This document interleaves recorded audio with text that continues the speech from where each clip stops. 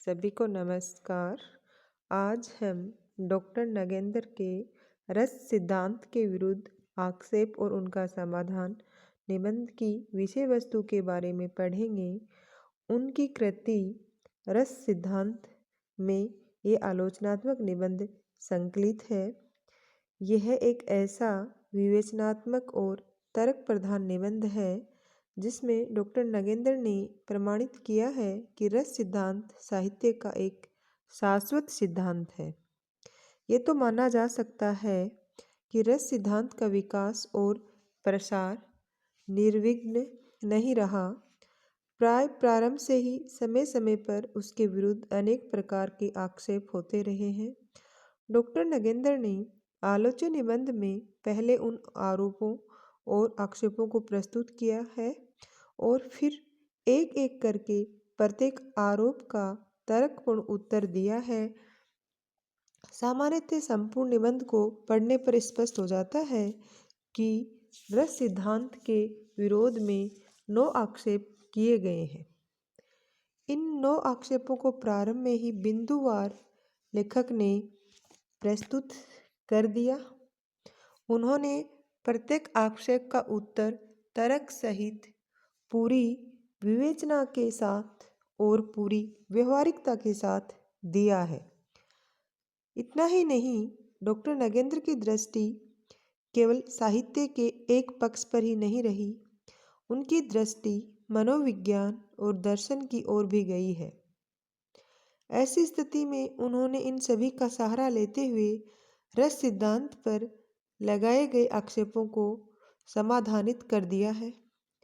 पहला आक्षेप रस की परमानंद सोहदरता को लेकर किया गया है। दूसरा आक्षेप और उसका समाधान लेखक ने ध्वनि और अलंकार के साथ उसके अंतरंग संबंध के आधार पर प्रस्तुत किया है। इतना ही नहीं, डॉक्टर नगेंद्र ने यह भी स्पष्ट कर दिया कि रस केवल परिपाक अवस्था का ही नाम नहीं है। यह कहीं नहीं कहा गया कि रसवत्ता के लिए सर्वत्र रस का पूरा परिकर ही रहना चाहिए। व्यभिचारी भाव के नहीं, केवल अनुभाव के चित्रण से भी रस की सिद्धि हो जाती है। जो अवयव वर्णित नहीं है उनका आक्षेप हो जाता है। विभावादि के विधान पर रस शास्त्र में बल इसलिए दिया गया है कि उनकी परछन या प्रकट सत्ता के आधार के बिना भाव की कल्पना भी संभव नहीं है। अनुभूति तो दूर की बात रही, नए काव्य के संदर्भ में भी डॉक्टर नगेंद्र ने रस सिद्धांत की सर्वमान्यता और प्रासंगिकता को प्रत्येक स्थिति में प्रमाणित कर दिया है। उन्होंने पूरे निबंध में यह भी बता दिया कि रस का संबंध भाव से है और इसके बिना किसी भी प्रकार के काव्य की कोई कल्पना नहीं की जा सकती है। प्रत्येक आरोप का विधिवत उत्तर देने के पश्चात डॉक्टर नगेंद्र इस निष्कर्ष पर पहुँचे हैं कि काव्य में पूरा बल आनंद पर ही रहता है, जिससे भोगवृत्ति को प्रोत्साहन मिलता है। ये आरोप भी डॉक्टर नगेंद्र की दृष्टि में निराधार है। पहले तो उन्होंने ये कहा कि ये आक्षेप या आरोप नैतिक है और नैतिकता की परिभाषा भिन्न भिन्न युगों में भिन्न भिन्न रूपों में सामने आती रही है। एक प्रकार से रस सिद्धांत के विरुद्ध लगाए गए सभी आक्षेपों का उत्तर देने के पश्चात डॉक्टर नगेंद्र ने रस सिद्धांत की महत्ता को प्रमाणित कर दिया है। इतना ही नहीं, उन्होंने रस सिद्धांत का संबंध मानव के अतीत, वर्तमान और भविष्य के साथ जोड़कर एक नवीन और युगानुरूप मान्यता प्रस्तुत की है। उन्होंने स्पष्ट कर दिया है कि जिस प्रकार मानववाद मानव को अंतिम सत्य मानकर जीवन के विकास के साथ निरंतर विकासशील है, उसी प्रकार मानव संवेदना को चरम सत्य मानकर रस सिद्धांत भी निरंतर विकासशील है। निबंध की भाषा प्रौढ़, प्रांजल, परिष्कृत और वर्ण विषय के सर्वथा अनुकूल है। शैली में विवेचनात्मकता और गंभीरता के पुट ने संपूर्ण निबंध को प्रभावी रूप प्रदान कर दिया है। प्राय आरंभ से ही समय समय पर उसके विरुद्ध अनेक प्रकार के आक्षेप होते रहे हैं। अब हम इन आक्षेपों का सार संग्रह के है इस प्रकार है, उसको पढ़ेंगे। रस सिद्धांत रस को जागतिक अनुभूतियों से सर्वथा विलक्षण, अलौकिक तथा ब्रह्मास्वाद सहोदर माना गया है। मध्य युग में इस प्रकार की कल्पना संभव थी, परंतु आज के मनोवैज्ञानिक युग में वह कैसे ग्राह्य हो सकती है। मनोविज्ञान के द्वारा प्रत्येक अनुभूति का निर्वचन संभव है, फिर रस की अनिर्वचनीय कैसे हो सकता है। रस सिद्धांत का पूरा बल भाव पर ही रहता है। परिणामतः काव्य के अन्य रूपों के साथ न्याय नहीं हो पाता, जो पाठक की कल्पना को चमत्कृत या उसके विचारों को उद्दीप्त कर अथवा शब्द अर्थ से में कलात्मक चमत्कार उत्पन्न कर अपनी सार्थकता सिद्ध करते हैं। प्राचीन युग में अलंकार, रीति, ध्वनि तथा वक्रोक्ति आदि सिद्धांत इसी तरह के आधार पर उठ खड़े हुए थे, और वर्तमान युग में अनेक आलोचकों ने भी नवीन शब्दावली में इसी आक्षेप की आवृत्ति की है। उनका तर्क यह है कि काव्य के अनेक प्रयोजन हैं।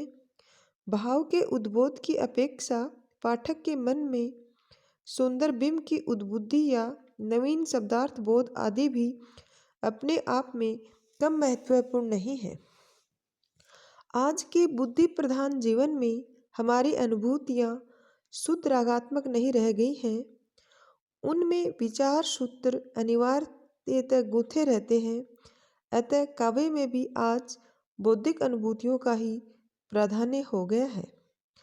रस सिद्धांत में सौंदर्य बोध के इन नवीन रूपों के उचित मूल्यांकन की व्यवस्था नहीं है। अब हम उनके तीसरे आक्षेप के बारे में पढ़ेंगे। रस सिद्धांत के अंतर्गत बाहों की बंधी हुई संख्या है, जो काव्य वस्तु की परिधि को सीमित कर देती है। मानव मन तो अथाह सागर के समान है, जहाँ असंख्य लहरें निरंतर उठती गिरती रहती हैं। उन्हें 9 या 11 स्थायी भावों और 33 संचारी भावों में सीमित कर देना सर्वथा असंगत है।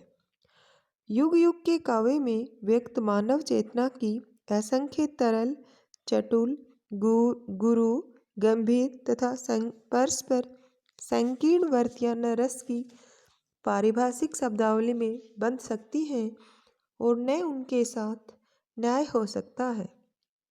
विश्व के काव्य का, स्वयं भारतीय भाषाओं के आधुनिक काव्य का, जो रस सिद्धांत की पृष्ठभूमि में नहीं लिखा गया, पर्याप्त अंश ऐसा ही है जिसमें रस निर्णय करना संभव ही नहीं हो सकता।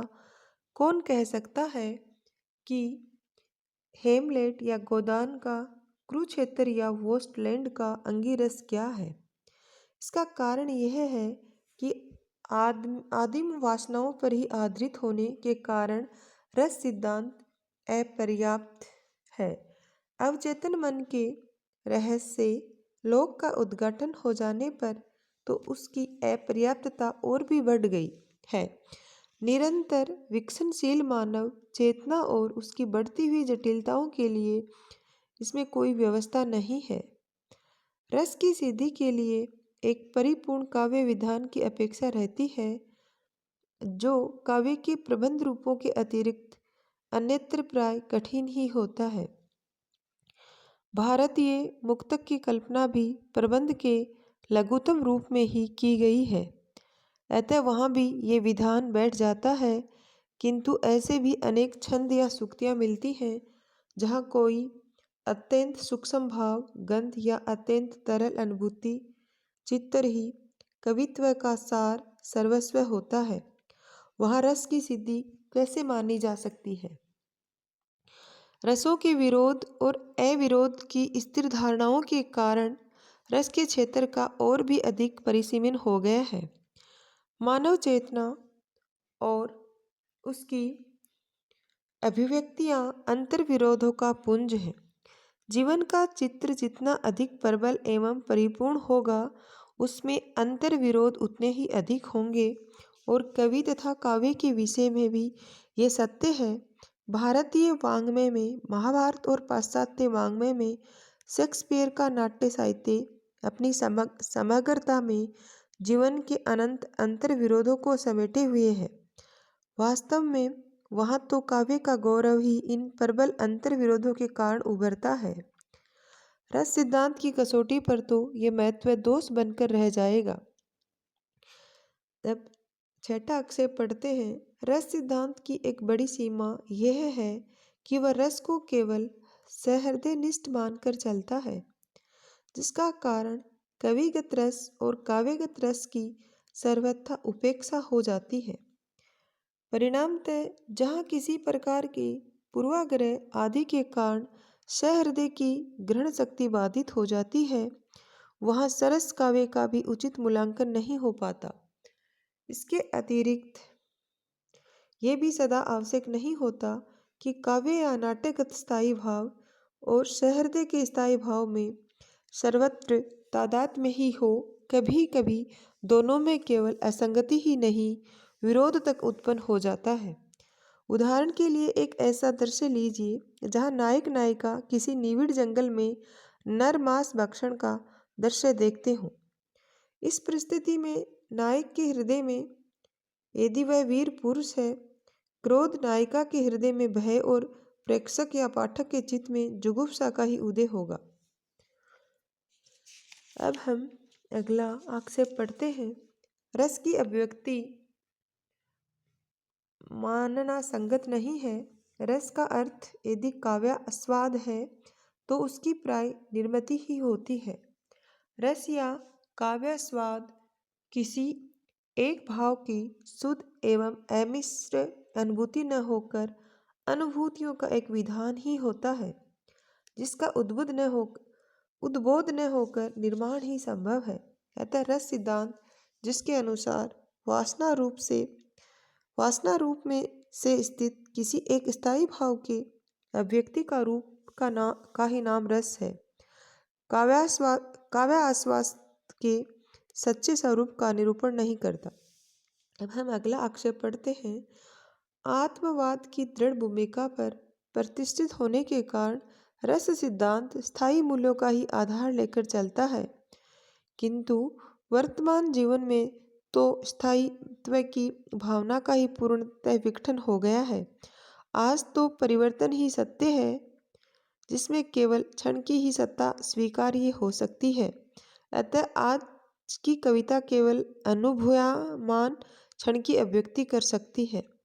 अब हम अंतिम आक्षेप पढ़ रहे हैं। रस सिद्धांत में आनंद पर, विशेषकर आनंद की सीधा अवस्था पर अनावश्यक बल दिया जाता है। काव्य के अन्य भव्यतर प्रयोजन जैसे चारित्र्य का निर्माण, सत्क्रम में प्रवृत्ति, चेतना का उत्कर्ष आदि उपेक्षित हो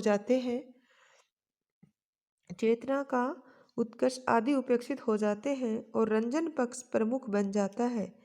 बलाबल के इस प्रत्यक्ष अथवा अप्रत्यक्ष विपर्य से काव्य और जीवन दोनों की क्षति हो सकती है और हुई भी है। रस सिद्धांत के विरुद्ध प्राय ये अथवा इसी प्रकार के आक्षेप किए गए हैं और किए जा रहे हैं। इनमें से अनेक का समाधान हम विभिन्न प्रसंगों के विवेचन में कर चुके हैं। फिर भी सत्य असत्य का सम्यक रूप से निर्णय करने के लिए अंत में एक बार फिर इन पर विचार करना उपादेय होगा। और हम इस प्रकार सभी आक्षेप पढ़ चुके हैं। और जैसे पहला आक्षेप था, रस की ब्रह्मानंद सहोदरता को लेकर ही किया गया है। यह सबसे सरल और बहुचर्चित आक्षेप है, जिसका प्रयोग रस की मान्यता के विरुद्ध कोई भी किसी भी समय कर सकता है। इसका ब्रह्मानंद सहोदर विशेषण केवल इस तथ्य पर प्रकाश डालता है कि रसानुभूति सामान्य इंद्रिय अनुभूति नहीं है, वह भावों के साधारण सुख दुखात्मक अनुभव से भिन्न है। राग द्वेष से मुक्त होने के कारण उसका स्वरूप सामान्य विषयानुभूति की अपेक्षा अत्यंत उदात्त और अवदात होता है। अद्वैतवादी आचार्यों ने केवल रस की ही नहीं, आनंद के प्रत्येक रूप की कल्पना ही आत्मानंद के संदर्भ में की है, क्योंकि आनंद अद्वैत दर्शन के अनुसार केवल आत्मा का ही स्वरूप है, मन तथा अन्य ज्ञानेंद्रियों का विषय नहीं। आपने अत्यंत सूक्ष्म परिष्कृत रूप के कारण काव्य का आनंद विषयानंद से दूर और आत्मानंद के निकट है। ब्रह्मानंद सहोदर का अर्थ केवल इतना ही है। यदि आपकी आत्मा में आस्था नहीं है तो आप चेतना शब्द का प्रयोग कर सकते हैं और रस को चेतना की समाहिति मान सकते हैं।